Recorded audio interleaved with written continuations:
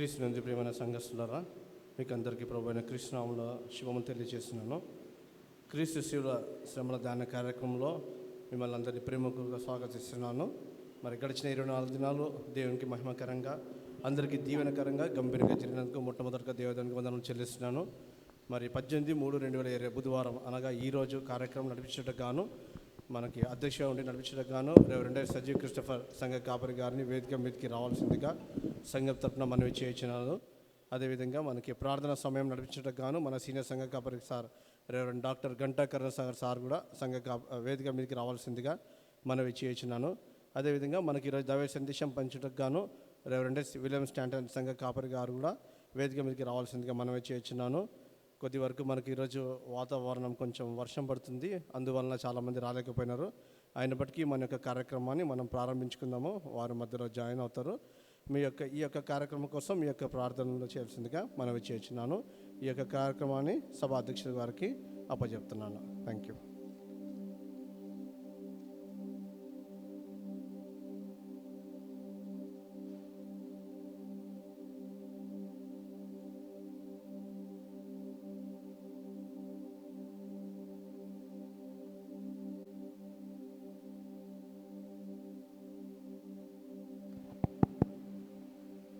ప్రభును రక్షకుడైన యేసుక్రీస్తు పరిశుద్ధ నామంలో మీ అందరికీ ఇలాంటి 25వ దినము శుభములు తెలియజేస్తూ మన ప్రార్థన ప్రారంభించుకుందాం. ప్రారంభ ప్రార్థన శ్రీమతి ఎం జయమ్మ గారు ఉన్నట్లయితే వారు వచ్చి మనల్ని ప్రారంభ ప్రార్థన నడిపిస్తారు.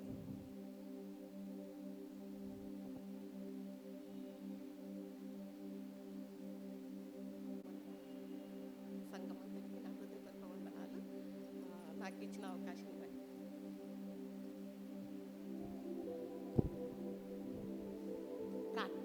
ప్రార్థన చేసుకుందామండి.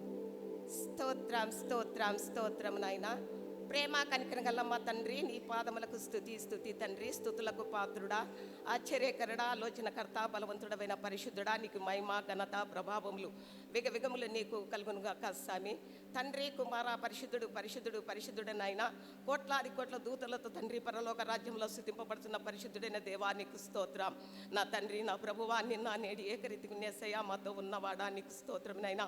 అయ్యో పరలోక రాజ్యం నుండి భూలోకానికి నీ ప్రియకుమారిని పంపిన దేవా నీకు స్తోత్రం తండ్రి. మానవ రూపముకి భూలోకంలో జన్మించావా తండ్రి, దయగల తండ్రి, దావీదు కుమారుడు అబ్రహాం తండ్రి, ఇస్సాకు తండ్రి, యాకోబు దేవా నీకు స్తోత్రమునైనా. భూమిని ఆకాశముని సృష్టించిన సృష్టికర్త సుతులకు పాత్రుడా నీకు స్తోత్రం ప్రభు. దేవా నా తండ్రి, మా దేహం చేసిన ప్రతి పాపమునైనా నువ్వు నలుగగొట్టబడి కలవర సిలువల ఇద్దరు దొంగల మధ్యన బలి అయి నీ అమీలమైన రక్తం కార్చి మా పాప భారం భరించి రాతి సమాధిలో మృతి పొంది మరణి గెలిచిన సజీవుడైన దేవా నీకు స్తోత్రమునైనా. నా ప్రభు, నా దేవా, మా చూపులను బట్టి పాపలము, మా తలంపులను బట్టి పాపలం దేవా, మా బ్రతుకు జీవితంలో తెలుసో తెలక చేసిన ప్రతి పాపాన్ని నీ రక్తముల కడుగు తండ్రి నీకు స్తోత్రం దేవా. నా తండ్రి, నిన్ను ఎన్నిసార్లు దుఃఖపెట్టి శ్రమలు పెట్టి బాధ పెట్టి హింసించి దూషించామో క్షమించుమని ప్రార్థన చేస్తున్నాను తండ్రి దేవా నీకు స్తోత్రం దేవా. అయ్యా, ఇక్కడ చేరొచ్చిన ప్రతి బిడ్డ కోసం ప్రార్థన చేస్తున్నాను ప్రభు. దయతో జ్ఞాపం చేసుకో. ఏ సమక్షతో ఏ బాధతో నీ సన్నిధికి వచ్చి మొరపెట్టినారో తండ్రి, నువ్వు దయతో జ్ఞాపం చేసుకొని వారి అవసరాలు వరక్కర్లు తీర్చి దేవా నీకు స్తోత్రం దేవా.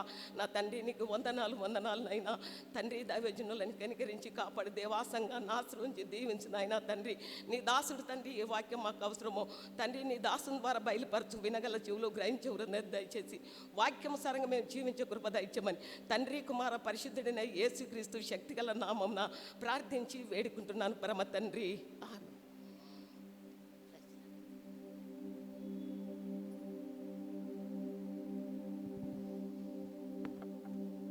జయమ్మ గారికి వందనాలు తెలియజేస్తూ ఆంధ్ర క్రైస్తవ కీర్తన నుండి 861వ పాట సిలువలో బలి అయిన నా కొరకు యేసు అనే పాట అందరం సంఘ క్వైర్ వారు ఉన్నట్లయితే సంఘం కలిసి పాడుకుందాం.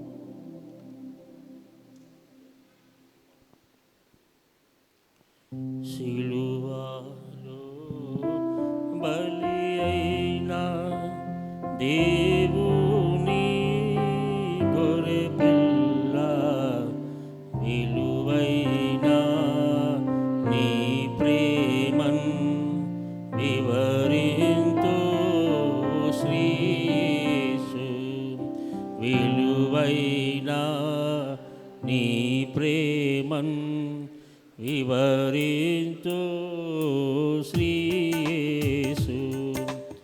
ఆనాటి యూదులే నిన్ను చంపిరనుకొంటి, ఆనాటి యూదులే నిన్ను చంపిరనుకొంటి.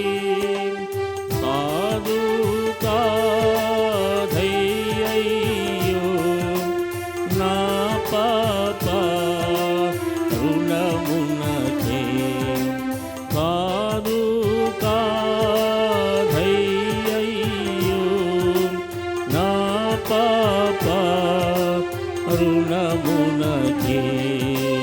సిలువలో బలి అయినా దేవుని గొర్రె పిల్ల, విలువైన నీ ప్రేమన్ వివరించు శ్రీ యేసు.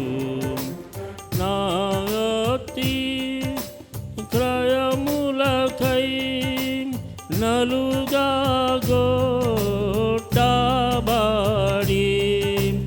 నాది క్రమములకై నలుగా గొట్టబడి, నా దోషముల నీవు ప్రియముగను మోసితివి, నా దోషముల నీవు ప్రియముగను మోసితివి. సిలువలో బలి అయినా దేవుని గొర్రె పిల్ల, విలువైన నీ ప్రేమన్ వివరించు శ్రీ యేసు. మృదువైన నీనుదురు ముళ్ళ పోట్ల చేత, మృదువైన నీ ముదురు ముళ్ళ పోట్ల చేత, స్వరూపములేక సోలిపోతివ ప్రియుడా, స్వరూపములేక సోలిపోతివ ప్రియుడా. సిలువలో బలి అయినా దేవుని గొర్రె పిల్ల, విలువైన నీ ప్రేమన్ వివరించు శ్రీ యేసు. విలువైన నీ ప్రేమన్ వివరించు శ్రీ యేసు. ప్రార్థన సమయం మన సీనియర్ సంఘ కాపరి గారు నడిపిస్తారు.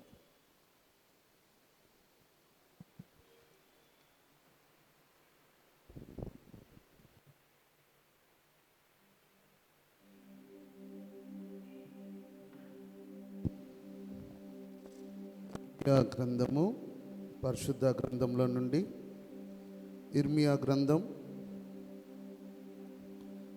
31వ అధ్యాయం 33, 34 వచనాలు ఒకసారి చదువుకుందాం. ఇర్మియా గ్రంథం 31వ అధ్యాయం 33, 34 వచనాలు. ఈ దినములైన తరువాత నేను ఇజ్రాయెల్ వారితోనూ యూదా వారితోనూ చేయబోవు నిబంధన ఇదే. వారి మనసులలో నా సన్నిధిని ఉంచెదను.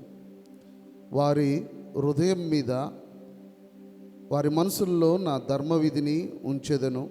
వారి హృదయముల మీద దాన్ని రాసేదను. యెహోవా వాక్కు ఇదే.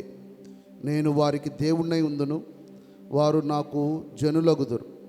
వారు మరి ఎన్నడూను యెహోవాను గూర్చి బోధ నొందుదుమని తమ పొరుగువాని కానీ తమ సహోదరులకు కానీ ఉపదేశము చేయరు. నేను వారి దోషములను క్షమించి వారి పాపములను ఇంకెన్నడూ జ్ఞాపకం చేసుకొనను గనుక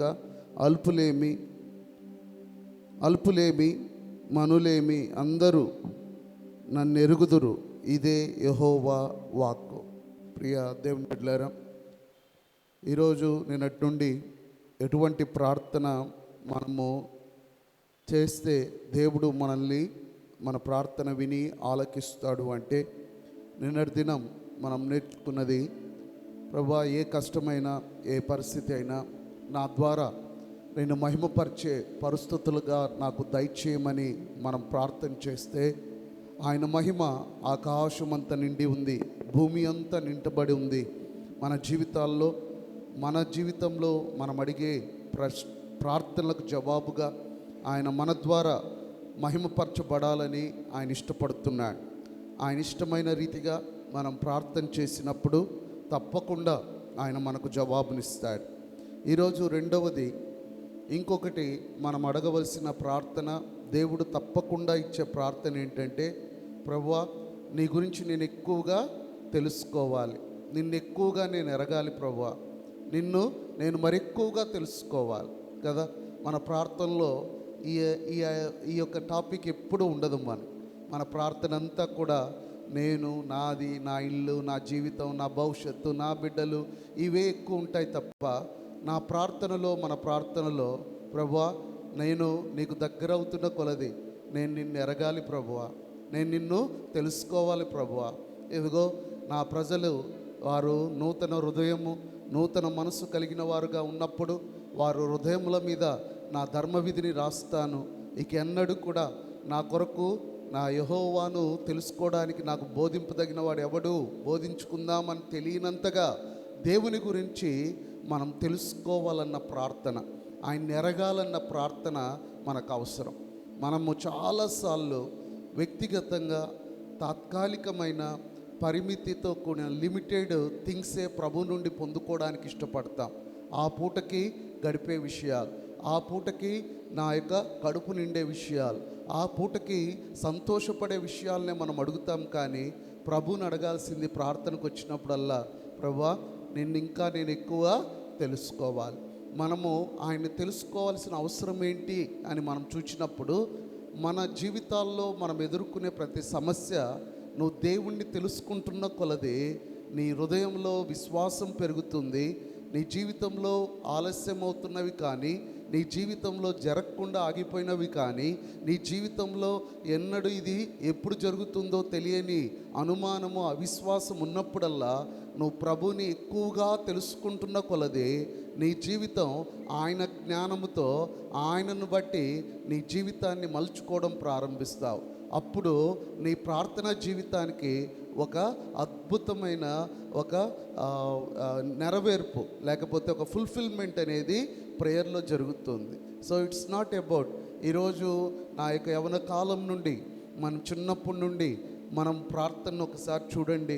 ప్రభువా నాకు చదువు బాగా రావాలి, చదువు వచ్చింది. ప్రభువా నాకు ఉద్యోగం రావాలి, ఉద్యోగం వచ్చింది. ప్రభువా నాకు పెళ్ళి అవ్వాలి, పెళ్ళి అయింది. ప్రభువా నాకు బిడ్డలు కావాలి. ఇది సర్కిల్లోనే ఉంది. ఇది ఒక అవసరం తీరిన తర్వాత మరొక అవసరం మన జీవితాన్ని నిరంతరము మనల్ని తరుముతూనే ఉంటుంది. కానీ ఎన్నటికీ తీరని ఎన్నో విషయాల్ని, ఎక్కడా దొరకనివి మనం పొందుకునే స్థలం ఏదైనా ఉంది అంటే అది ప్రార్థన ఒకటే. ఆ ప్రార్థనలో మనం అడగాల్సింది ఇక లిమిట్లెస్ థింగ్స్, అవి అన్లిమిటెడ్ థింగ్స్. అదేంటి అంటే దేవుని జ్ఞానం. ప్రభువా నిన్ను తెలుసుకోవడానికి నాకు శక్తిని, అయ్యా నువ్వెవరో నాకు బోధించు. నిన్నెవరో నేను తెలుసుకుంటున్న కొలది నన్ను నేను మలుచుకోగలుగుతాను, నన్ను నేను సరి చేసుకోగలుగుతాను, నా కుటుంబాన్ని బాగు చేసుకోగలుగుతాను. ఎప్పుడైతే ఒక విశ్వాసిగా దేవుని జ్ఞానాన్ని పొందుకునే ప్రార్థన మనం చేయడం ప్రారంభిస్తామో ఆటోమేటిక్గా మున్నెన్నడూ చదవని వాక్యము కూడా, అర్థం కాని వాక్యం నీకు అర్థమవడం ప్రారంభమవుతుంది. నువ్వు వింటున్న వాక్యము నీతో పరిశుద్ధాత్మ దేవుడు మాట్లాడడం స్టార్ట్ అవుతుంది. నీ జీవితంలో నువ్వు అనేక మార్లు సరైన నిర్ణయాలు తీసుకోవడం ప్రారంభమవుతుంది. ఎవరైతే దేవుని గురించి తెలుసుకుంటారో వారి జీవితాల్లో మాట, ప్రవర్తన, ఆలోచన, నిర్ణయాలు సమస్తము మారిపోవడం జరుగుతుంది. సో మనం ఎంతగా ప్రభుని మనము తెలుసుకునే అనుభవంలోనికి వచ్చుచున్న కొలది మన జీవితాల్లో అంత అభివృద్ధిని, ఆత్మీయమైన ఎదుగుదలను మనము చూడగలుగుతాం. సో నేను ఈ నిన్నటి నుండి చెప్తున్నది ఏంటి అంటే, మనము చేయాల్సిన ప్రార్థన అవసరతను మనం ఏం చేయాలి. నేను అనుదిన అవసరాలు చేయొద్దని నేను అడగడం లేదు. మీతో పాటు నేను కూడా మీ కొరకు వాటన్నిటి కోసం చేస్తున్నా. అయితే మీరు నేర్చుకోవాల్సింది ఏంటంటే, ప్రభువా నా ద్వారా నిన్ను మహిమపరచమనే ప్రార్థన మనం చేయాలి. అలాగే నిన్ను ఎక్కువగా తెలుసుకునే ఆ కృప నాకు దయచేయి ప్రభు అనే ఆ ప్రార్థన అంశాన్ని మన అనుదిన ప్రార్థన జీవితంలో మనం ఉంచుకోగలిగితే దేవుడు మన హృదయం మీద ఆయన జ్ఞానాన్ని రాస్తాడు. ఆయన ఎవరో రాస్తాడు. ఆయన ఎవరో మనం తెలుసుకుంటున్న కొలది మన జీవిత దృక్పథము, మనము ఎదుర్కొంటున్న పరిస్థితులన్నీ కూడా మారి ఇంకా ప్రభులో మనము ఎదగలుగుతాం. సో అది అటువంటి ప్రార్థన చేయడానికి దేవుడు మనకు సహాయం చేయనుగాక. రండి అందరం ముందుకు వచ్చి దేవుని సన్నిధిలో మనం ప్రార్థన చేయబోతూ ఉన్నాం. మోకరించగలిగిన వారు ముందుకు వచ్చి మోకరించండి. నిలబడగలిగిన వారు నిలబడగలండి. కూర్చోగలిగిన వారు కూర్చోండి. మనం ఎలా ఉన్నా, ఏ స్థితిలో ఉన్నా, మన దేవుడు మన వైపు చూస్తూ ఉన్నాడు. నా పేరు పెట్టబడిన జనులు తమను తాము తగ్గించుకొని ఇదిగో నా సన్నిధికి వచ్చి తమ పాపములను విడిచి నా వైపు వారు తిరిగినట్లయితే వారి యొక్క ప్రార్థన విని వారి కోసం వారి మనవి నేను ఆలకిస్తాను. దేవుని వాక్యం సెలవిస్తుంది. అందరం తల్లు వంచుతాం. నువ్వు ఎటువంటి ప్రార్థన చేయాలో మనం నేర్చుకుంటూ ఉన్నాం. అయ్యా నా పరిస్థితుల్లో, నా కష్టంలో, నా కన్నీటిలో అయ్యా నా ద్వారా నిన్ను మహిమపరచు రీతిగా నా ప్రార్థనలకు జవాబు దయచేయి నాయన. నేను పొందుకొని సుఖపడాలని నేను ప్రార్థించడం లేదు, కానీ నేను పొందుకొని నా భోగముల కొరకు నేను ప్రార్థనకు రావడం లేదు. కానీ అయ్యా ఈ సమాజంలో, ఈ సంఘంలో, అయ్యా నా కుటుంబంలో ఇదిగో నా దేవుణ్ణి మహిమపరచడానికి ఈ ప్రార్థన అడుగుతున్నా. అయ్యా ఎప్పుడు నా గురించి, నా కుటుంబం గురించి కాక ఈ ప్రార్థన సమయాన్ని నాయన నా వ్యక్తిగత జీవితంలో నిన్ను తెలుసుకోవడానికి, అయ్యా నిన్ను గ్రహించడానికి, నీ ప్రేమను, నీ యొక్క తలంపులను, నీ ఆలోచనలను, నీ చిత్తాన్ని, నీ జ్ఞానాన్ని అయ్యా అర్థం చేసుకొని గ్రహించే మనసు, హృదయం నాయన దయచేయమని ప్రభుని అడగడానికి మనం సిద్ధపరచుకుందాం. అందరం కూడా తలలు వంచి దేవునికి ఇష్టమైన ప్రార్థన నేర్చుకుందాం. ఆయన మన వైపు తన చెవులెత్తి ఉంచి తన ప్రియులు ప్రార్థిస్తూ ఉండగా, తన హృదయానుసారమైన ప్రార్థన మనం నేర్చుకుంటూ ఉండగా, చేస్తూ ఉండగా ఆ పరలోకపు తండ్రి ఎంత సంతోషిస్తాడో, నీ ఎడల నా ఎడల ఆయన ఎంతగా ఆయన ఆనందపడతాడో. అందరం నోరు తెరిచి ప్రార్థన చేయండి. అందరం ప్రార్థన నేర్చుకుందాం.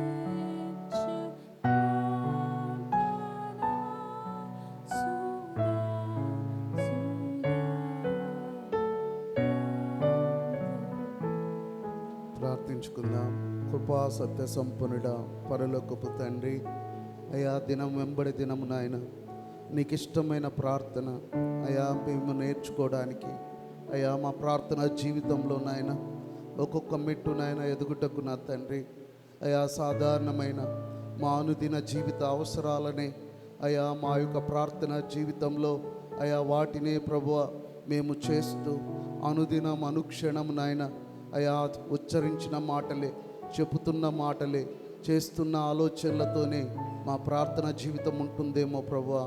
అయా నాయన మేము నిన్ను తెలుసుకుంటున్న కొలది అయా నూతనమైన రీతిలో అయా నా తండ్రి ఆత్మలో ప్రార్థించే ఆ గొప్ప నాయన అనుభవాన్ని నాయన మాకు దయచేయమని ప్రార్థిస్తూ ఉన్నా. అయా మిమ్మల్ని ఎరుగుటకు నాయన మా హృదయాలను నాయన సిద్ధం చేసుకునే కృప దయచేయండి.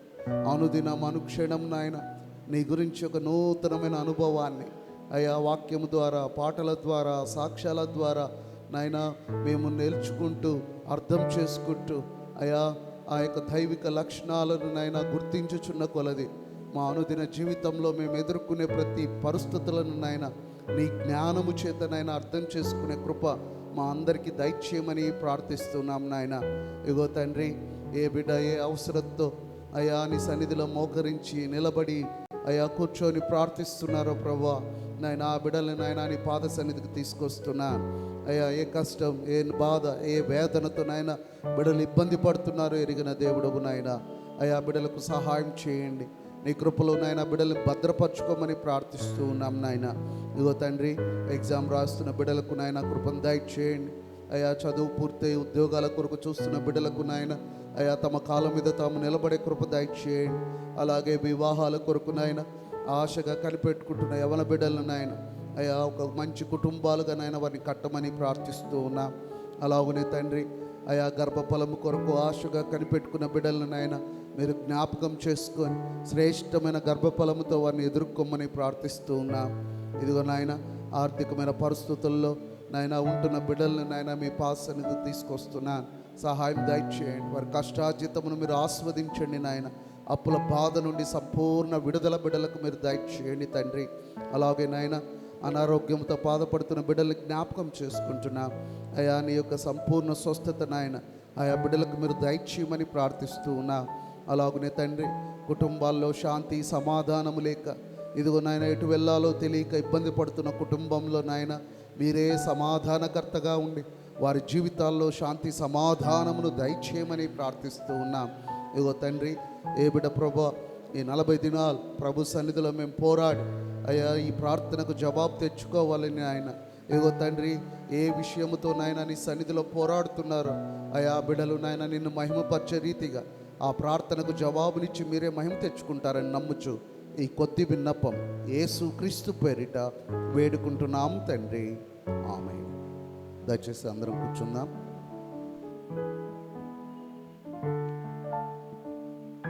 థ్యాంక్ యూ సార్, ప్రార్థన సమయం జరిపించినందుకు. బైబిల్ పఠనము చదవగా విందాము. అపొస్తలుడైన పౌలు కొలస్సీలకు రాసిన పత్రిక 2వ అధ్యాయము 13 నుండి 15 వరకు ఉన్న వచనములు. మన మధ్యలో శ్రీమతి ఆర్ రోజు నాగేంద్ర గారు వారు ఉన్నట్లయితే వారు వచ్చి వేదవాక్య పఠనం చదివి వినిపిస్తారు.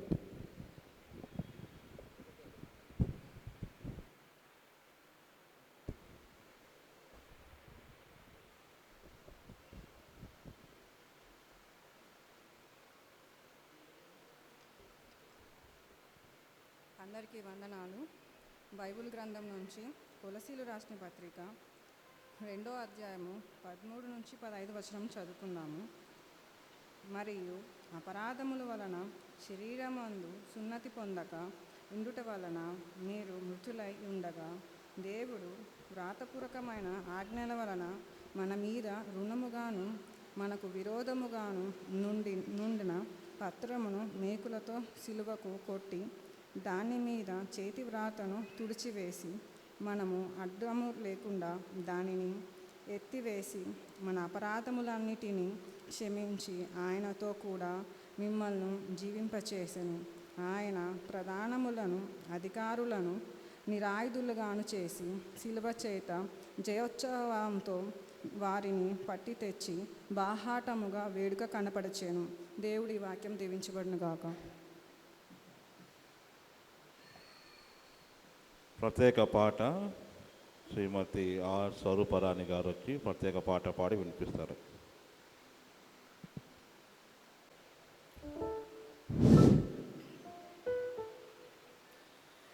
నీ నీడలో నన్ను దాచుము, నీ జాడలో సాగిపోదును.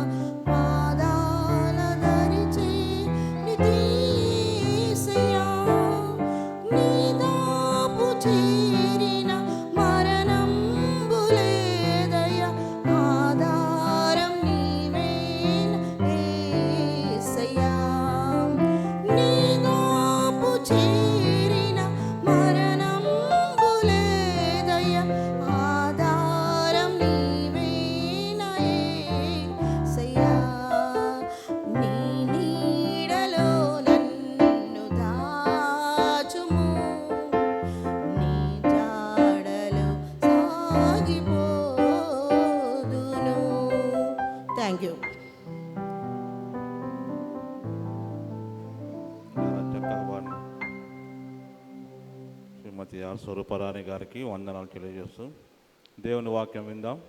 సంఘ కాపరి రెవరెండ్ ఎస్ విలియం శాంటన్ గారికి సమయం ఇస్తున్నాను.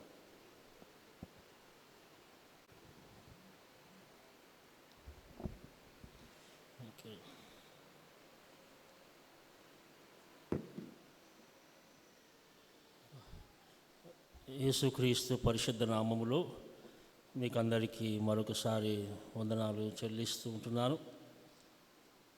ఈరోజు మరి మన అంశము సిలువలో రుణ విముక్తి. సిలువలో రుణ విముక్తి. కొలసి పత్రిక నుండి 2వ అధ్యాయము 13వ వచనం నుండి 15వ వచనం వరకు మనము ఇందాక చదవబడింది. మరి ఈ సమయంలో చిన్న ప్రార్థన చేసుకొని వాక్య భాగంలోకి వెళ్దాం. సర్వశక్తిమంతుడా, జీవము గల తండ్రి, నీకు వందనాలు, స్తుతులు, స్తోత్రములు చెల్లిస్తూ ఉంటున్నాం. ఈ సాయంకాల సమయంలో మరొకసారి ఈ వాక్యాన్ని ధ్యానించుకున్నటకు మాకు ఇచ్చిన ఈ శ్రేష్టమైన సమయం బట్టి నీకు వందనాలు. నా ద్వారా మీరు మాట్లాడుమని యేసు క్రీస్తు పరిశుద్ధ నామములో అడిగి వేడుకుంటున్నాం మా గొప్ప తండ్రి. ఆమేన్. ఒక ఉదాహరణతో నేను ఈ వాక్య భాగాన్ని ప్రారంభిస్తాను. ఒక దైవజనుడు, ఒక పాస్టర్,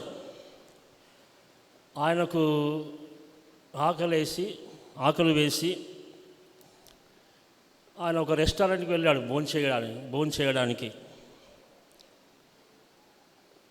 భోంచేయడానికి ఒక రెస్టారెంట్ హోటల్కి వెళ్ళాడు. అక్కడ కూర్చున్నాడు. మరి ఫుడ్ ఆర్డర్ ఇచ్చాడు, ఆహారము మరి ఆర్డర్ ఇచ్చాడు. ఇచ్చిన తర్వాత ఆహారము తీసుకొని వచ్చారు. వచ్చిన తర్వాత భోంచేశాడు. భోంచేసిన తర్వాత మళ్ళా ఆయన ఒక కూల్ డ్రింక్ కూడా తాగాడు.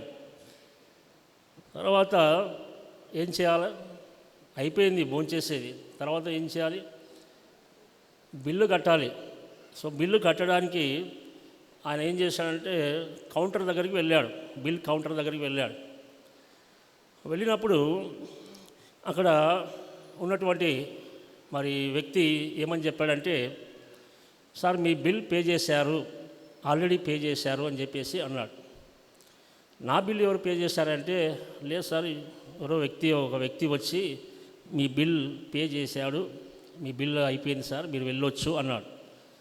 లేదయ్యా, నేను కూల్ డ్రింక్ కూడా తాగాను, ఇంకా నేను బిల్లు కట్టాలి, ఇంకా ఉంటుంది చూడండి అంటే, లేదు sir, your bill is totally paid, fully పేడ్ అని చెప్పాడు.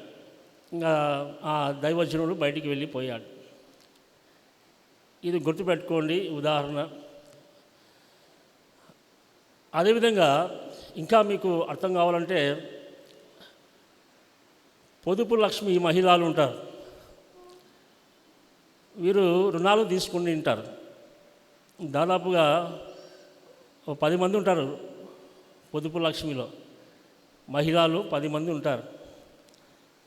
ఈ 10 మందికి మరి రుణాలు ఒక 10 లక్షలు ఇచ్చారనుకోండి, ఏం చేస్తారు? ఒక్కొక్కరు 1 లక్ష తీసుకుంటారు. కొంతమంది తీసుకోరు. కొంతమంది 2 లక్షలు తీసుకుంటారు. తర్వాత కొంతమంది 5 లక్షలు తీసుకుంటారు. కొంతమంది 1 లక్ష తీసుకుంటారు, 50,000 తీసుకుంటారు. తీసుకున్న తర్వాత మరి కొన్ని రోజులకు రుణమాఫీ వచ్చిందనుకోండి, ఇంకా వాళ్ళకు చాలా సంతోషంగా ఉంటుంది. రుణమాఫీ వచ్చిందంటే ఇంకా మీరు ఏమీ కట్టాల్సిన అవసరము లేదని అర్థం. సో ఈరోజు వాక్య భాగంలో కూడా మీరు అర్థం చేసుకోవాలి. ధర్మశాస్త్రము చేయజాలనిది యేసుక్రీస్తు ప్రభుల వారు చేశారు.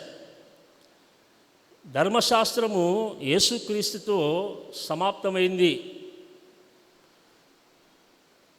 ఈ విషయాలు మీరు గుర్తుపెట్టుకోవాలి. సో ధర్మశాస్త్రం గురించి క్రైస్తవ సంఘాలు కొన్ని భిన్నమైనటువంటి అభిప్రాయాలు ఉన్నాయి వారికి.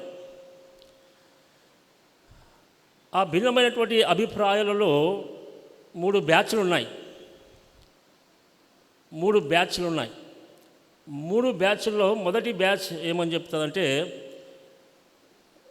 ధర్మశాస్త్రము ఖచ్చితంగా మనము పాటించాలి, ధర్మశాస్త్రాన్ని మనము నిర్లక్ష్యము చేయకూడదు, ధర్మశాస్త్రము మనము పాటిస్తే మనము పరలోక రాజ్యానికి మనము చేరుకుంటాం. కాబట్టి మనము ఆ ధర్మశాస్త్రాన్ని నిర్లక్ష్యం చేయకూడదు, ఖచ్చితంగా మనము పాటించాలి. అంటే మీరు ఆ ధర్మశాస్త్రంలో ఉన్నటువంటి ఆజ్ఞలు, విధులు, కట్టడలను మీరు అనుసరించి మీరు ఖచ్చితంగా పాటించి తీరాలి అనేటువంటి బ్యాచ్ ఒకటి ఉంటుంది. అదేవిధంగా ఆ మొదటి బ్యాచ్లోనే ఇజ్రాయేలు ప్రజల నుంచి కొంతమంది క్రైస్తవులు అవుతారు. తర్వాత కొంతమంది అన్యుల నుంచి, జెంటైల్స్ నుంచి కొంతమంది క్రైస్తవులు అవుతారు. నాస్తికుల నుంచి కొంతమంది క్రైస్తవులు అవుతారు. వారు కూడా ఈ ధర్మశాస్త్రాన్ని ఖచ్చితంగా పాటిస్తూ ఉంటారు. అంటే ధర్మశాస్త్రంలో ఉన్నటువంటి ఆ కట్టడలను, విధులను అనుసరించి వారు నడుచుకుంటూ ఉంటారు. అంటే వారు యేసుక్రీస్తు ప్రభుల వారి యొక్క నూతన నిబంధన, అంటే క్రీస్తు శాస్త్రాన్ని వారు నమ్ముతూ ధర్మశాస్త్రాన్ని కూడా వారు పాటిస్తూ ఉంటారు. సో ధర్మశాస్త్రము ఏం చెప్తుందంటే, మీరు సున్నతి పొందాలి అని చెప్తుంది. అంటే మీకు మెసేజ్ అర్థం కావడానికి ఇవన్నీ చెప్తున్నాను. సున్నతి పొందాలి అంటాడు. తర్వాత ఆజ్ఞలు మీరు పాటించాలి అని ఉంది. తర్వాత విశ్రాంతి దినాన్ని మీరు ఖచ్చితంగా ఆచరించాలి అని ఉంది. ఇది మొదటి బ్యాచ్ చేసేటువంటి పని. రెండవ బ్యాచ్ ఏం చేస్తుందంటే, టోటల్గా అంటే ఈ మొదటి బ్యాచ్ ఈ విధంగా దీనివలన మనకు రక్షణ ఉంది, దీనివలన మనకు పరలోక రాజ్యంలోనికి మనం ప్రవేశిస్తామనేటువంటి బ్యాచ్ ఒకటి. రెండవ బ్యాచ్ ఏంటంటే, ధర్మశాస్త్రమును వ్యతిరేకించేటువంటి వాళ్ళు ఉన్నారు. అంటే అప్పుడు సున్నతి పొందినటువంటి వారు ఇప్పుడు బాప్తిజము పొందాలి. అంటే మీరు ధర్మశాస్త్రము పాటించాల్సినటువంటి అవసరము లేదు. అప్పుడు మీరు విశ్రాంతి దినము పాటించేటువంటి వారు ఇప్పుడు మీరు పునరుద్ధాన దినము, ఆదివారము మీరు ప్రభుని ఆరాధించాలి. ఇంకా మీరు పాత నిబంధన పక్కన పెట్టేసేయాలి, క్రొత్త నిబంధనను మీరు పట్టుకొని మరి వాటి ప్రకారంగా మీరు నడవాలని ఇలా రెండో బ్యాచ్ ఉంటుంది. అంటే వాళ్ళ యొక్క అభిప్రాయం. ధర్మశాస్త్రము మరి వలన రక్షణ లేదు, ధర్మశాస్త్రం వలన మనము నీతిమంతులుగా మార్చబడలేము అని ఇలా రెండో బ్యాచ్ వాళ్ళ యొక్క అభిప్రాయం అలా ఉంటుంది. మూడో బ్యాచ్ ఉంది. ఈ బ్యాచ్ ఎలా ఉంటుందంటే, ధర్మశాస్త్రము పాటిస్తే వచ్చేది ఏమి లేదు, పోయేది ఏమి లేదు, కృప ద్వారానే మీరు రక్షింపబడుతున్నారు, మీరు విశ్వాసం వలన నీతిమంతులుగా మార్చబడుతున్నారు, ఇప్పుడు మనకు పరిశుద్ధాత్మ ఉంది అనేటువంటి బ్యాచ్ మూడో బ్యాచ్. సో ఈ విధంగా భిన్నమైనటువంటి అభిప్రాయాలు కలిగి ఇంకా అప్పటి నుంచి ఇప్పటి వరకు కొంతమంది ఈ విధంగా ఒక్కొక్క బ్యాచ్గా మరి ఈరోజు సరైనటువంటి అంటే వాక్యాన్ని సరిగా అర్థం చేసుకోలేక ఇంకా రకరకాలుగా మరి వారి యొక్క సొంత ప్రయత్నాలు చేసుకుంటూ వారికి ఇష్టానుసారంగా వారు జీవిస్తూ ఉన్నటువంటి ప్రజలు, విశ్వాసులు ఇంకా ఈ లోకంలో ఉన్నారు. కాబట్టి మనకు దేవుని వాక్యం ఏం తెలియజేస్తుందంటే, అపోస్తలుడైనటువంటి పౌలు ఇక్కడ ఒక మంచి మాట మరి ఇక్కడ రాస్తూ ఉన్నాడు. కొలస్సీ పత్రిక 13వ అధ్యాయంలోకి వెళ్దాం. క్షమించండి, 2వ అధ్యాయము 13వ వచనము. మరియు అపరాధముల వలనను శరీరమందు సున్నతి పొందక ఉండుట వలనను మీరు మృతులై ఉండగా దేవుడు రూపకమైన ఆజ్ఞ వలన మన మీద రుణముగాను మనకు విరోధముగాను నుండిన పత్రమును మేకులతో శిలువకు కొట్టి దాని మీద వ్రాతను తుడిచివేసి మనకు అడ్డము లేకుండా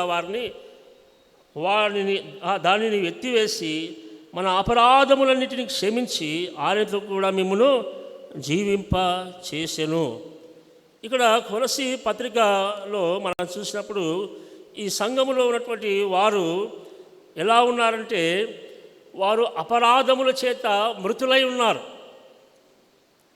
అపరాధముల చేత వారు మృతులై ఉన్నారు అంటే విశ్వాసములో వారు అక్కడ నిరుత్సాహపడిపోతున్నారు, అంటే నడవలేకపోతున్నారు, నిరుత్సాహపడిపోతున్నారు. అలాంటి సమయంలో పౌలు వారికి కొన్ని హెచ్చరికలు చేస్తాడు. ఆ హెచ్చరికలు ఏమంటే 2వ అధ్యాయము 4వ వచనంలో ఒక మాట ఉంది. ఏమని రాయబడిందంటే చూడండి, 2వ అధ్యాయము 4వ వచనంలో, ఎవడైనాను చక్కని మాటల చేత మిమ్మును మోసపరచకున్నట్లు ఈ సంగతిని చెప్పుచున్నాను. అంటే చక్కని మాటల చేత మిమ్మల్ని మోసము చేసేటువంటి వారు ఉంటారు, జాగ్రత్తగా అని అంటున్నాడు. అంటే దేవదూతల ఆరాధనకు వారు ఆకర్షితులైపోయారు. సంఘము బయట ఉన్నటువంటి వారి మాటలకు అతిశయపడుతూ వారి మాటలు వింటూ వారు క్రీస్తు మార్గంలో నడవకుండా క్రీస్తును ఆరాధించకుండా దేవదూతల ఆరాధనను వారు నమ్మి విశ్వసించి వాటి ప్రకారంగా అంటే లోకానుసారంగా వారు జీవిస్తూ ఉన్నారు. సో వాటి జోలికి వెళ్ళకుండా మీరు క్రీస్తునందు సమస్తము జ్ఞానము, బుద్ధి జ్ఞానము, సర్వ సంపదలు ఉన్నాయి అని మీరు తెలుసుకోవాలని అక్కడ వారికి హెచ్చరిస్తూ ఉన్నాడు. సో చక్కని మాటల చేత మీరు ఆకర్షితులై ఉండకుండా, లోకం వైపు మీరు చూడకుండా, దేవదూతల ఆరాధనకు మీరు పడిపోకుండా, ఆకర్షితులు కాకుండా మీరు క్రీస్తులో సర్వస్వం ఉంది అంటే బుద్ధి జ్ఞానము సర్వ సంపదలు ఆయనలో గుప్తములై ఉన్నవి అని అక్కడ పౌలు వారికి హెచ్చరిస్తున్నప్పుడు వారు వెంటనే కళ్ళు తెరుచుకున్నారు, వారు వెంటనే అలర్ట్ అయిపోయారు. తర్వాత ఇంకొక మాట 2వ అధ్యాయము 8వ వచనంలో కూడా ఇంకో హెచ్చరిక చేస్తున్నాడు. 8వ వచనంలో, ఆయనను అనుసరింపక మనుషుల పారంపర్యాచార్యమును అనగా ఈ లోక సంబంధమైన మూల పాఠములను అనుసరించి మోసకరమైన నిరర్ధక తత్వజ్ఞానము చేత మిమ్మును చెరపట్టుకొని వాడేవాడేను ఉన్నాడేమో అని జాగ్రత్తగా ఉండుడి అని వారికి హెచ్చరిస్తుంటున్నాడు. అంటే వారు దేని నమ్ముతున్నారంటే శరీరాన్ని నమ్ముతున్నారు. అంటే వారు కళ్ళకు కనబడేది మేము నమ్ముతాం కానీ కళ్ళకు కనిపించని మేము నమ్మమని చెప్పేసి వారు ఆ విధంగా నడుచుకొనుచున్నారు. అంటే ఆత్మ విషయము వారు నమ్మడం లేదు, శరీరాన్ని వారు నమ్ముతూ ఉన్నారు. సో ఈ జ్ఞానం మేము కలిగి ఉన్నాం, ఈ జ్ఞానం చేత మేము ఉన్నాం. కానీ తర్వాత వారిని హెచ్చరించిన తర్వాత మీరు క్రీస్తుని గురించి తెలుసుకోవాలని మరి పౌలు ఆశపడ్డాడు. ఎందుకంటే క్రీస్తులో బుద్ధి జ్ఞాన సర్వ సంపదలు దాగి ఉన్నాయి. శరీరము కాదయా, ఆత్మ చేత మీరు నడిపించబడాలి అని వారికి హెచ్చరించాడు. వారు తెలుసుకున్నారు. పౌలు ఆశపడినప్పుడు వారికి తెలియజేసినప్పుడు, హెచ్చరించినప్పుడు వారు తెలుసుకున్నారు. ఇది 2వ విషయం. 3వదిగా 16వ వచనంలో మనం చూస్తాం. 16వ వచనంలో ఏమని రాయబడిందంటే చూడండి, కాబట్టి అన్నపానముల విషయంలోనైనను పండుగ, అమావాస్య, విశ్రాంతి దినము అను వాటి విషయంలోనైనను మీకు తీర్పు నెవనికి అవకాశమియకుడి అంటున్నాడు. అంటే పితరులు నియమించినటువంటి ఆచారాలు, పద్ధతులను మీరు తప్పక పాటిస్తూ ఉన్నారు. అంటే మీరు ఆ యొక్క సున్నతి తీసుకునేటువంటి విషయంలో మీరు ముందుకు వెళ్తూ ఉన్నారు. సో ఇలాంటివి మీరు చేస్తూ ఉన్నారు. అంటే వారికి ఏమని హెచ్చరిస్తున్నారంటే మీరు ఆచారాలకు ఆకర్షితులైనారు, వారు చక్కని మాటలకు ఆకర్షితులైనారు ఒకటి. రెండవదిగా తత్వజ్ఞానానికి వారు ఆకర్షితులైనారు. మూడవదిగా వారు ఆచారాలకు ఆకర్షితులైనారు. ఈ రోజుల్లో కూడా చాలామంది అలానే ఉన్నారు. ఇంకా ఆచారాలను ఇంకా పద్ధతులను ఇంకా పాటిస్తూ క్రీస్తుకు దూరంగా జీవిస్తూ ఉన్నాం, క్రీస్తుకు వ్యతిరేకంగా జీవిస్తుంటున్నాం. వాటి వలన మీరు అపవిత్రత మీరు కొని తెచ్చుకుంటారు. అంటే మీరు క్రీస్తుకు దూరంగా ఉంటారు కాబట్టి వాటిని అనుసరించి నడవద్దనని పౌలు భక్తుడు వారికి హెచ్చరిస్తున్నట్టుగా మనం ఇక్కడ చూస్తూ ఉంటున్నాం. కాబట్టి క్రీస్తునందు ప్రేమైనటువంటి వాళ్ళరా, మరి ఒక విషయం, ఇంకొక 4వ హెచ్చరిక ఏమంటున్నాడంటే అనుభవాలు అనేటువంటి హెచ్చరిక కూడా వారికి చేస్తున్నాడు. కానీ వారు ఏం చేశారంటే శరీరేచ్ఛల విషయంలో వారి స్వభావము విడిచిపెట్టలేదు. అంటే శరీరేచ్ఛలను వారు అనుసరించి నడుచుకొనుచున్నారు. వాటిని విడిచిపెట్టలేకపోతున్నటువంటి సమయంలో పౌలు భక్తుడు వారిని హెచ్చరిస్తాడు. హెచ్చరించినప్పుడు ఏమని అంటాడంటే, పౌలు గారు క్రీస్తు సున్నతి గురించి చెప్పారు. అదేమని చెప్పారంటే మనసులకు సంబంధించినది అని. అంటే బాప్తిసమందు క్రీస్తు వలె పాతి పెట్టబడి విశ్వసించడం ద్వారా తిరిగి లేచామని తెలియజేశాడు.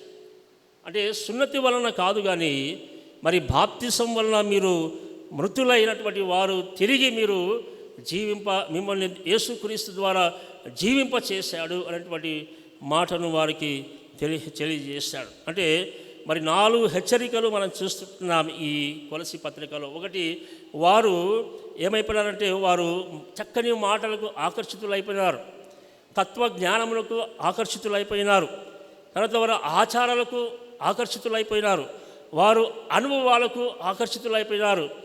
కానీ దేవుడు ఒక మాట అక్కడ రాస్తున్నాడు, అయ్యా వీటన్నిటినీ ఏమైనా ఈ రుణమును విరోధమైనటువంటి ఈ పత్రమును ఆయన తీసివేశాడు, తుడిచివేశాడు. అంటే మీరు ఇంకా ఆ శరీరానుసారమైనటువంటి జీవితం జీవించకూడదు, లోకానుసారమైనటువంటి జీవితం జీవించకూడదు. ఇంకా మీరు ఆచారాలు పాటించాల్సినటువంటి అవసరం లేదు. అంటే ఆ ఆజ్ఞలను, కట్టడలను, విధులను వీటన్నిటినీ మీరు అనుసరించాల్సినటువంటి అవసరం లేదు, వాటిని తుడిచివేశాను అనేటువంటి మాట ఇక్కడ చూస్తుంటున్నాం. సో ఇక్కడ 3 విషయాలు మీకు గుర్తు చేస్తాను. ఏంటంటే తుడిచివేసి, ఎత్తివేసి, క్షమించి వేసి. చెప్పండి. తుడిచివేసి, ఎత్తివేసి, క్షమించి వేసి మరలా మనల్ని జీవింపచేశాడు. ఏమి తుడిచివేశాడు అంటే అపరాధములను కదా, ఆ యొక్క అపరాధములను అంటే రుణముగాను మనకు విరోధముగా ఉన్న పత్రములను ఆయన మేకులతో సిలువకు కొట్టి మేకులతో సిలువకు కొట్టి వాటిని తుడిచివేశాడు. అంటే ఇంకా మీరు ఆ యొక్క మోషే ధర్మశాస్త్రాన్ని, ఆజ్ఞలను, నియమ నిబంధనలను మీరు పాటించాల్సినటువంటి అవసరము లేకుండా వాటిని తుడిచివేశాడు అని పౌలు ఇక్కడ తెలియజేస్తున్నాడు. అంటే వాటి వలన మీరు శాపగ్రస్తులు అవుతున్నారు, మరణాన్ని కొని తెచ్చుకుంటున్నారు. కాబట్టి మరి మరణాన్ని కొని తెచ్చుకున్నారు అంటే దేవుని మాటకు లోబడకుండా ఆజ్ఞ అతిక్రమమే పాపము వలన వచ్చి జీతము మరణము. కాబట్టి మరణించాల్సినటువంటి మిమ్మల్ని ఆయన ఏం చేశాడంటే తిరిగి జీవింపజేశాడు. ఎలా జీవింపజేశాడంటే ఆయన మీ అపరాధములను, మీ అతిక్రమములను, మీ యొక్క దోషములను ఆయన తుడిచివేశాడు. సో మనం ఏం చేయాలంటే మన జీవితంలో కూడా వాటిని తుడిచివేసేయాలి. మన అపరాధములను, ఇంకా మీలో ఆ అపరాధములు ఉంటే వాటిని తుడిచివేసేయాలని దేవుడు మీకు ఈ సాయంకాల సమయంలో తెలియజేస్తూ ఉంటున్నాడు. మీరు మళ్ళా తిరిగి జీవించాలి అంటే, మీరు ఇంకొక జీవితము ఉండాలని అనుకుంటే, అంటే మరణం వరకే కాకుండా మరణించిన తర్వాత కూడా మీరు ఇంకా జీవిస్తారు, మీకు ఇంకొక జీవితం ఉంది అని, అంటే ఇంకొక జీవితం ఉందని మీరు అనుకోవాలనుకుంటే, అంటే ఉందని అనుకుంటే, అప్పుడు మీరేం చేయాలంటే మీ యొక్క అపరాధములను తుడిచి వేసుకోవాలని దేవుని వాక్యం ద్వారా మీకు తెలియజేస్తూ ఉంటున్నాను.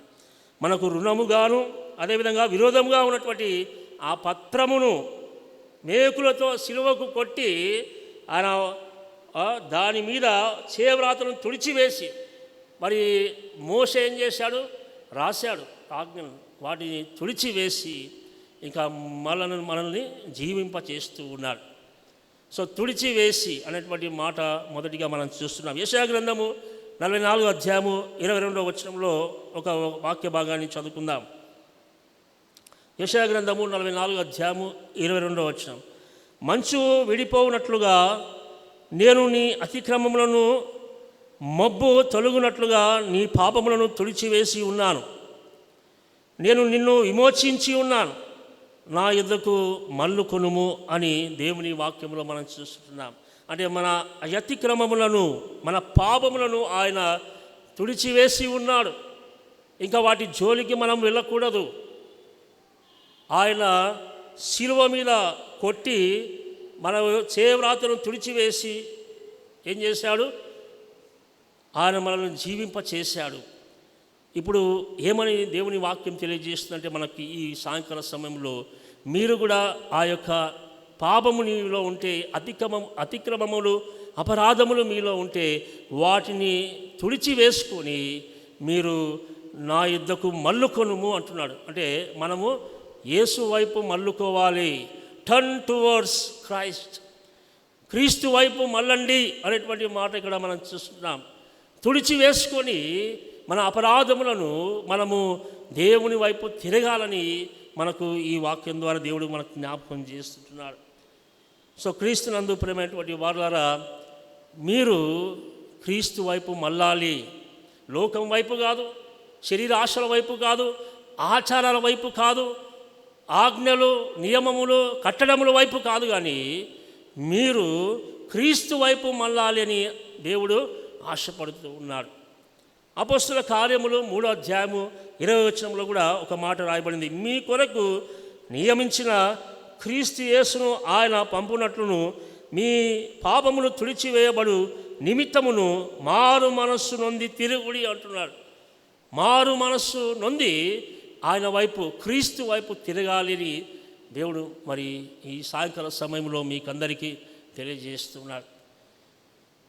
క్రైస్తవులారా, విశ్వాసులారా, ఒకవేళ ఇంకా మీలో ఏమైనా అపరాధములు ఉంటే, ఇంకా మీలో అతిక్రమములు ఉంటే, ఇంకా లోక సంబంధమైనటువంటి విషయాలు మీలో ఉంటే, ఇంకా శరీర సంబంధమైనటువంటి విషయాలు మీలో ఉంటే వాటిని యేసుక్రీస్తు ప్రభుల వారు శిలువలో తుడిచివేశాడు. మనము కూడా ఇంకా ఏమైనా ఉంటే వాటిని తుడిచివేసి మారు మనసు పొంది యేసుక్రీస్తు వైపు మీరు తిరగాలని ఆయన ఆశపడుతూ ఉన్నాడు. సో మొదటిదిగా తుడిచివేసేయాలి మన అపరాధములను. రెండవదిగా ఎత్తివేసి, ఏమి ఎత్తివేశాడంటే ఆ యొక్క పత్రమును, పత్రమును చేవ్రాతను తుడిచివేసడం మాత్రమే కాదు, అడ్డముగా లేకుండా ఎత్తివేశాడు. ఎత్తివేసి మనల్ని జీవింప చేశాడు. సో మనం ఏం చేయాలంటే చూడండి, 2వ దినవృత్తాంతములు 29వ అధ్యాయము 16వ వచనంలో మనం చూస్తాం. పవిత్రపరచుటకై యాజకులు యెహోవా మందిరపు లోపలికి భాగమునకు పోయి యెహోవా మందిరములో తమకు కనబడిన నిషిద్ధ వస్తువులన్నిటినీ యెహోవా మందిరపు ఆవరణంలోనికి తీసుకొని రాగా లేవీయులు వాటిని ఎత్తి కిద్రోను వాగులో పారవేసిరి. ఎత్తి కిద్రోను వాగులో పారవేసిరి అంటే నిషిద్ధ వస్తువులన్నిటినీ. మనలో కూడా ఇంకా అపవిత్ర పరిచేటువంటి వస్తువులు ఉంటాయి. మన చూపులు, మన తలంపులు, మన ఆలోచనలు, మన నడవడిక, వీటిని మనము ఎత్తివేసేయాలి, అంటే పారవేసేయాలి అని దేవుని వాక్యం మనకి ఇక్కడ. అవి మన ఆత్మీయ జీవితానికి అడ్డు లేకుండా తొలగించుకోవాలని దేవుడు ఇక్కడ మనకు జ్ఞాపకం చేస్తుంటున్నాడు. సో క్రీస్తునందు ప్రేమైనటువంటి వాళ్ళ మన అపరాధములను మనము తుడిచివేసుకోవాలి. తర్వాత మనము ఏం చేయాలంటే మనల్ని అపవిత్రపరిచేటువంటి అవన్నీ మనం ఏం చేయాలంటే ఎత్తి వాటిని పారవేసేయాలి. ఇంకా వాటి జోలికి మనము వెళ్ళకుండా జాగ్రత్త పడినప్పుడే దేవుడు నిన్ను, నీ కుటుంబాన్ని, నీ జీవితాన్ని దేవుడు ఆశీర్వదిస్తాడని ఇక్కడ మీకు తెలియజేస్తుంటున్నాను. అంటే ఏం చేయాలా? ఎత్తివేసిన తర్వాత ఏం చేయాలంటే చూడండి, మత్తయి సువార్త 10వ అధ్యాయం 38వ వచనము, లూకాసు వార్త 9వ అధ్యాయం 23వ వచనంలో ఏమంటున్నాడంటే, మరియు ఆయన అందరితో ఇట్లా, నేను ఎవడైనాను నన్ను వెంబడింపగోరిన ఎడల తన్ను తాను ఉపేక్షించుకొని ప్రతిదినము తన సిలువను ఎత్తుకొని నన్ను వెంబడింపవలెను అనేటువంటి మాట ఇక్కడ చూస్తున్నాం. మనం ఏం ఎత్తుకోవాలి? ఇప్పుడు సిలువను ఎత్తుకొని మనము ఆయనను వెంబడించేటువంటి క్రైస్తవులుగా ఉండాలి. మనము చేసేటువంటి ఆ యొక్క అపవిత్రమైనటువంటి పనులు మనం ఏం చేయాలా? ఎత్తి వాటిని పారవేసి మనం ఇప్పుడు సిలువను ఎత్తుకొని మనము ఆయనను వెంబడించేటువంటి క్రైస్తవులుగా ఈ లోకములో జీవించాలని మీకు ఈ రెండవ విషయం ద్వారా మీకు తెలియజేస్తూ ఉంటున్నాను. సో తుడిచివేసేయాలా అపరాధములను, అపవిత్రమైనటువంటి వాటిని మీ జోలికి రాకుండా వాటిని ఎత్తివేసేయాలి, అంటే పారవేసేయాలి అంటున్నాడు. మూడోదిగా లాస్ట్ చివరిగా క్షమించి వేసేటువంటి మాట మనం చూసినప్పుడు ఆయన ఆ రుణపత్రమును, అంటే ఆజ్ఞలను, మరి ఆ యొక్క రుణపత్రమును, ఆ చేవ్రాతను ఆయనను ఏమి చేశాడు అంటే శాపగ్రస్తులుగా కాకుండా, మరణము మన దగ్గరికి రాకుండా మనల్ని క్షమించి ఆయన మళ్ళా తిరిగి మనల్ని జీవింపజేశాడు. కాబట్టి మనము క్షమించి వేసేయాలి. ఎవరిని క్షమించి వేయాలి అని దేవుని వాక్యంలో మనం చూసినప్పుడు చూడండి, వాక్యంలో మత్తయి సువార్త 6వ అధ్యాయము 14వ వచనంలో మనం చూస్తే, మనుషుల అపరాధములను మీరు క్షమించిన ఎడల మీ పరలోకపు తండ్రియు మీ అపరాధములను క్షమించును. సో ఆయన క్షమించి వేశాడు. మనం కూడా క్షమాపణ కలిగి ఈ లోకములో ఒకరిని పట్ల ఒకరు క్షమాపణ కలిగి జీవించాలని దేవుడు ఆశపడుతున్నాడు. ఆ మాట ఎఫెసీ పత్రిక 4వ అధ్యాయము 32వ వచనంలో మనం చూస్తున్నాం. ఒకని ఎడల ఒకడు దయ కలిగి కరుణా హృదయ క్రీస్తునందు దేవుడు మిమ్మును క్షమించిన ప్రకారము మీరు కూడా ఒకరినొకరు క్షమించుడి అనేటువంటి మాట ఇక్కడ చూస్తున్నాం. అంటే క్షమించుకోవాలి, ఒకరినొకరు క్షమించుకోవాలని దేవుడు మరి మీ నుండి ఆశపడుతూ ఉన్నాడు. క్రీస్తునందు ప్రియమైనటువంటి వారులారా, మన అపరాధములు తుడిచి వేసుకొని మనం ఏం చేయాలంటున్నాడంటే, మనము దేవుని వాక్యంలో మనం చూస్తాం. ఏం చేయాలంటే మనము దేవుని వాక్యం ప్రకారంగా మనం వెళ్ళినప్పుడు చాలా విషయాలు మనం చూస్తుంటున్నాం కదా. ఎత్తివేసి క్షమించి వేసి అనేటువంటి మాటలు మనం ఇక్కడ చూస్తుంటే, క్రీస్తునందు ప్రియమైనటువంటి వాళ్ళారా, మనము మన అపరాధములను తుడిచివేసి ఆయన వైపు మళ్ళుకోవాలి. మనము మన అపవిత్రమైనటువంటి వాటిని ఇంకా మనలో ఉంచుకొనకుండా వాటిని ఎత్తివేసి పారవేసి మనము ఏమి ఎత్తుకోవాలంటే సిలువను ఎత్తుకొని మనము ఆయనను వెంబడించాలి. ఆ తర్వాత క్షమించి వేయాలి. మన యొక్క దేవుడు క్షమించాడు కనుక మనం కూడా ఒకరి పట్ల ఒకరము క్షమాపణ కలిగి జీవించాలి అని దేవుని వాక్యంలో మనం చూస్తుంటున్నాం. మనం తిరిగి ఈ లోకములో జీవించాలి అంటే, తిరిగి ఆ యొక్క శాపగ్రస్తులుగా కాకుండా అంటే, మన దగ్గరికి రాకుండా ఉండాలంటే మనము తుడిచివేసేయాలి మన అపరాధములను. రెండవదిగా మనము మన అపవిత్రమైనటువంటి వాటిని మన జోలికి రాకుండా వాటిని పారవేసేయాలి. తర్వాత మూడవదిగా మనము క్షమించాలి, క్షమాపణ కలిగి జీవించాలని దేవుని వాక్యం ఇక్కడ మనకు తెలియజేస్తాము. క్రీస్తునందు ప్రేమైనటువంటి వారుల శిలువ మరణం ద్వారా మనకు ఎంతో మేలు జరిగింది, మన జీవితానికి విలువ వచ్చింది అని ఇంతకుముందే చెప్పాను. ఇప్పుడు విలువ మాత్రమే కాదు, విజయం వచ్చింది. మనకు విజయం వచ్చిందని దేవుని వాక్యంలో మనం చూస్తున్నాం. ఆ ప్రధానులు, అధికారులు కదా, వారికి అది అవమానకరంగా సిగ్గుకరంగా ఉంది. కాబట్టి ఆ యొక్క అవమానం మరి ఆయన ఏం చేశాడంటే మనం పొందాల్సినటువంటి అవమానాన్ని ఆయన శిలువలో తీసివేశాడు, తుడిచివేశాడు. అడ్డము లేకుండా వాటిని ఎత్తివేశాడు. తర్వాత ఆయన క్షమించి వేశాడు. కాబట్టి క్రీస్తునందు ప్రేమైనటువంటి వారులారా, ఇంకా చాలా విషయాలు ఈ కొలసి పత్రికలో ఉన్నాయి. వారు ఆ యొక్క లోకాశల వైపు చూస్తూ ఉన్నారు. శరీరాశల వైపు చూస్తూ ఉన్నారు. వారు దేవదూత ఆరాధన చేస్తూ ఉన్నారు. వారు మతాచారాలు పాటిస్తూ ఉన్నారు. అదే టైంలో పౌలు వారిని హెచ్చరిస్తూ ఉన్నాడు. హెచ్చరించిన తర్వాత వారి విశ్వాస జీవితాన్ని వారు కాపాడుకున్నారు. విశ్వాస యాత్రలో మరి వారు సంతోషంగా ముందు కొనసాగడానికి వారు ముందుకొచ్చారు. ఒకవేళ పౌలు కానీ వారికి హెచ్చరించకపోయింటే నిజంగా వారు ఇంకా ఆ పాత జీవితంలోనే జీవిస్తున్నటువంటి వారు, అంటే ఆ లోక సంబంధమైనటువంటి విషయాల్లోనే వారు ఉండేటువంటి వారు, శరీర సంబంధమైనటువంటి విషయాల్లోనే వారు ముందుకు వెళ్ళేటువంటి వారు. కానీ పౌలు వారిని హెచ్చరిస్తూ ఉన్నాడు. ఈరోజు సాయంకాల సమయంలో దేవుడు నా ద్వారా మీతో మాట్లాడుతూ ఉన్నాడు. అయ్యా, మీలో ఇంకా అపరాధములు ఉంటే వాటిని తుడిచి వేసుకోండి, అపవిత్రమైనటువంటి వాటివి ఇంకా ఉంటే వాటిని ఎత్తివేసి పారవేయండి అని చెప్పేసి దేవుని వాక్యం తెలియజేస్తుంది. ఒకవేళ మరి మీరు క్షమించలేకపోతుంటే క్షమించండి, ఒకరినొకరు క్షమాపణ కలిగి జీవించండి అని కూడా దేవుని వాక్యంలో మనం చూస్తుంటున్నాం. ఈ కొలస్సీ పత్రిక మనకు చాలా విషయాలు మనకు నేర్పిస్తుంది. కాబట్టి ఇంకా చాలా విషయాలు ఉన్నాయి. ఒకవేళ మీకు సమయం దొరికితే మరి మీ ఇంటి దగ్గర కూడా మీరు చదవండి. మరి దేవుడు అనేక విషయాలు మీకు తెలియజేస్తాడు. కాబట్టి మనకు ఈ యొక్క ధర్మశాస్త్రము కానీ ఈ ఆజ్ఞలు, కట్టడలు, విధులు గురించి కానీ మనము ఆలోచించాల్సినటువంటి అవసరం లేదు. ఇక మన సమస్తము క్రీస్తే.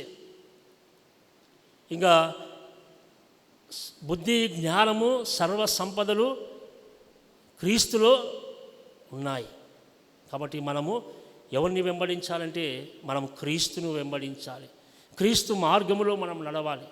సిలువలో దేవుడు గొప్ప కార్యము చేసి మన జీవితాలను బాగు చేసి క్రీస్తుకు దగ్గరగా మనల్ని నడిపించాడు.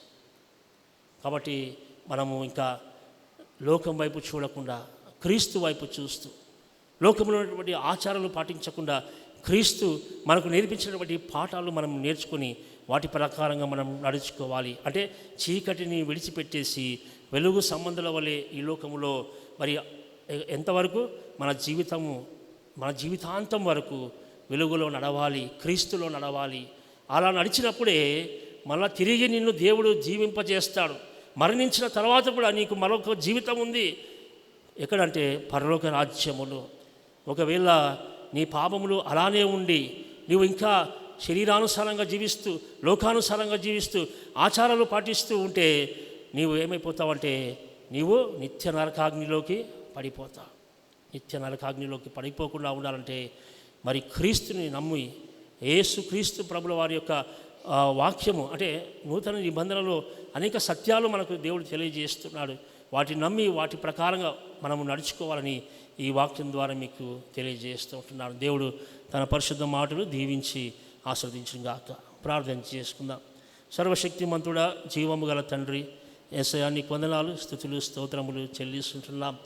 అవును ప్రభా, ఈ సాయంకాల సమయంలో మాకు విరోధముగా ఉన్నటువంటి ఆ రుణపత్రమును, చేయరాతను తుడిచివేసి, ఎత్తివేసి ప్రభా క్షమించి వేసి మమ్మల్ని తిరిగి జీవింపచేసావయ్యా, నీకెంతో వందనాలు చెల్లిస్తుంటున్నాం. అవును ప్రభా, ఇంకా మాలో అపరాధములు ఉంటే అపవిత్రమైతే వాటికి జోలి వెళ్ళకుండా మేము ఒకరినొకరు ప్రభా క్షమాపణ కలిగి జీవించడానికి సహాయం చేయమని, తుడిచివేయమని, మమ్మల్ని ప్రభా బాగు చేయమని, మమ్మల్ని క్షమించిన ప్రకారం మేము ఒకరినొకరు క్షమాపణ కలిగి జీవించడానికి సహాయం చేయమని ప్రార్థన చేస్తున్నాం. వచ్చిన వారందరినీ మీరు దీవించండి, ఆస్వాదించండి. నా ద్వారా మీరు మాట్లాడే విధానం బట్టి నీకు వందనాలు ప్రభా. ఇంకా అనేక మంది ప్రభా మరి ప్రతిరోజు వాక్యం అందిస్తున్నారు ప్రభా. వారి ద్వారా మీరు మాట్లాడుతున్న విధానం బట్టి నీకు వందనాలు. మా జీవితాలను బాగు చేసుకుంటూ ఈ లోకములో నీకు దగ్గరగా వస్తూ నీతో ఉండి ప్రభా మేము ఈ లోకములో నీ మార్గంలో ముందు కొనసాగటానికి సహాయం చేయమని యేసుక్రీస్తు పరిశుద్ధ నామములో అడిగి వేడుకుంటున్నాం మా గొప్ప తండ్రి. ఆమేన్.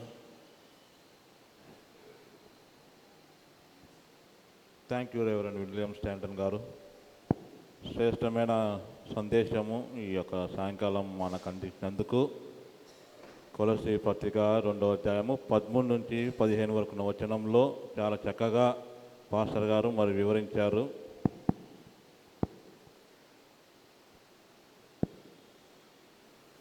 మీరు నా వైపు తిరిగినట్లయితే నేను మీ వైపు తిరుగుతాను, అప్పుడు మీరు నా ప్రజలై ఉందురు, నేను మీ దేవుడై ఉందును. కాబట్టి మనం ఆయన వైపు తిరిగినట్లయితే దేవుడు మన వైపు తిరుగుతాడు. మీరు నా బిడ్డలు అని దేవుని వాక్యం సెలవిస్తుంది. కాబట్టి అటు కృపయు సహాయము పరిశుద్ధాత్ముడు వాక్కును మన మిడికిలో దీవించి ఆస్వాదించును గాక. ప్రకటనలు విందాం.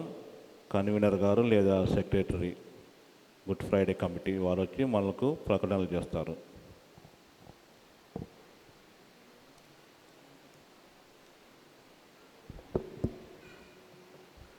క్రీస్తునందు ప్రేమైన సంఘస్థులందరికీ వందనములు. ఈ దినం ఈ ఆరాధన కార్యక్రమాన్ని అధ్యక్షులుగా ఉండి నడిపించినటువంటి రెవరెండ్ ఎస్ సజీవన్ క్రిస్టఫర్ సంఘ కాపరి గారికి వందనములు చెల్లిస్తున్నాను. ప్రారంభ ప్రార్థన చేయనటువంటి శ్రీమతి ఎం జయమ్మ గారికి వందనములు. అదేవిధంగా ప్రార్థన సమయాన్ని జరిపించినటువంటి సీనియర్ సంఘ కాపరి గారికి వందనములు చెల్లిస్తున్నాము. బైబిల్ పఠనం చదివినటువంటి శ్రీమతి ఆర్ రోజీ నాగేంద్ర గారికి కూడా వందనములు. ప్రత్యేక పాట పాడినటువంటి శ్రీమతి ఆర్ స్వరూపారాణి గారికి కూడా వందనములు. సందేశాన్ని వినిపించినటువంటి రెవరెండ్ ఎస్ విలియం స్టాంటన్ సంఘ కాపరి గారు కూడా ప్రత్యేక వందనములు చెల్లిస్తున్నాం. మరి ముగింపు ప్రార్థన ఆశీర్వాదం చేయువారు గంటా కరుణాసాగర్ సాగర్ గారు సంఘ కాపరి గారు చేయుదురు.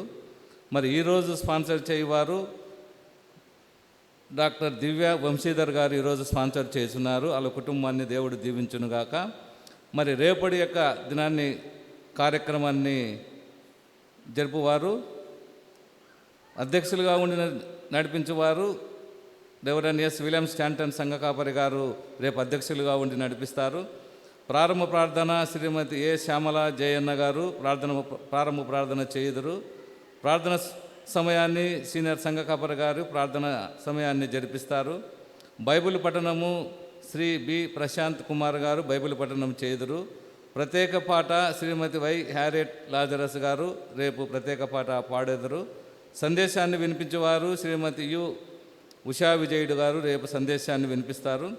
ముగింపు ప్రార్థన ఆశీర్వాదం చేయువారు రెవరెండ్ సజీవన్ క్రిస్టఫర్ సంఘ కాపరి గారు రేపు ఆశీర్వాదము ముగింపు ప్రార్థన చేయుదురు.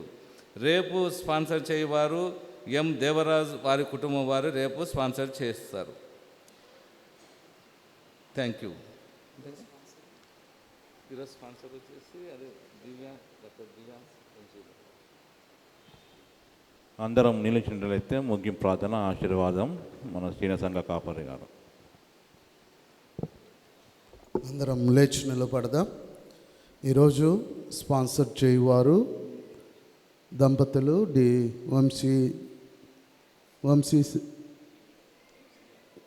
వంశీ శ్రీధర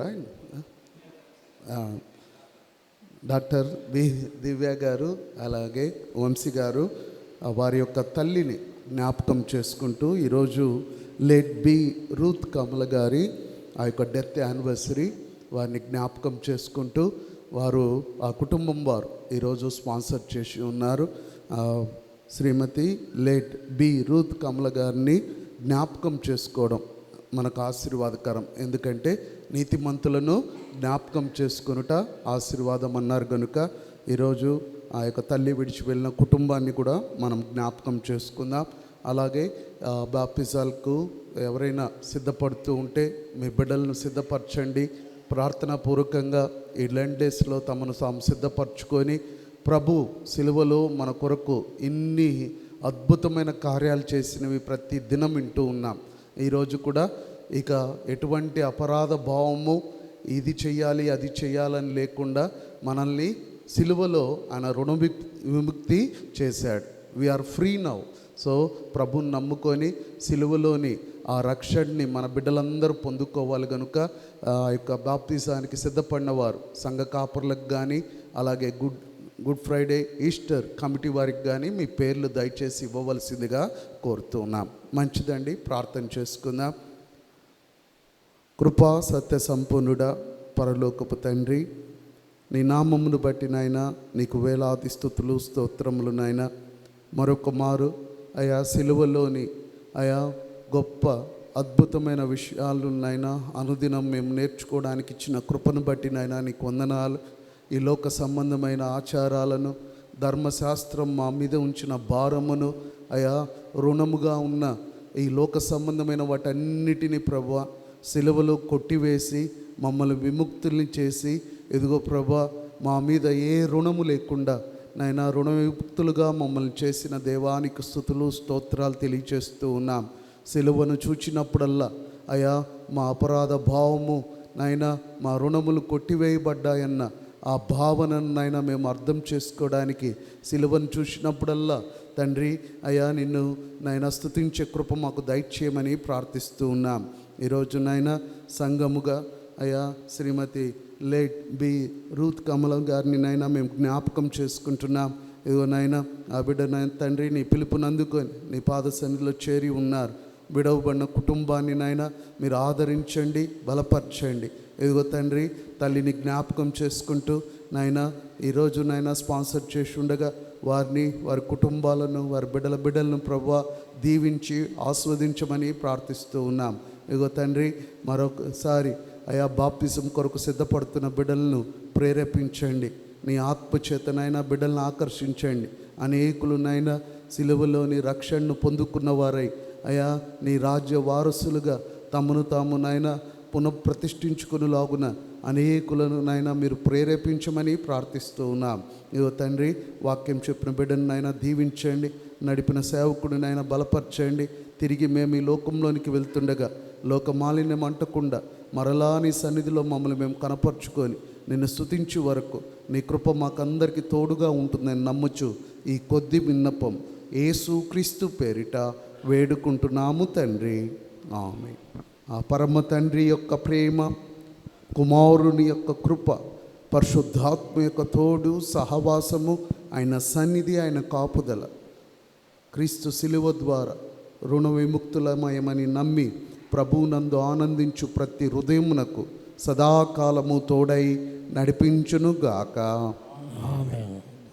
హల్లెలూయా హల్లెలూయా హల్లెలూయా హల్లెలూయా. స్తోత్రం యేసు, స్తోత్రం యేసు, స్తోత్రం యేసు, స్తోత్రం యేసు. Thank you Jesus, thank you Jesus, thank you Jesus, thank you Jesus.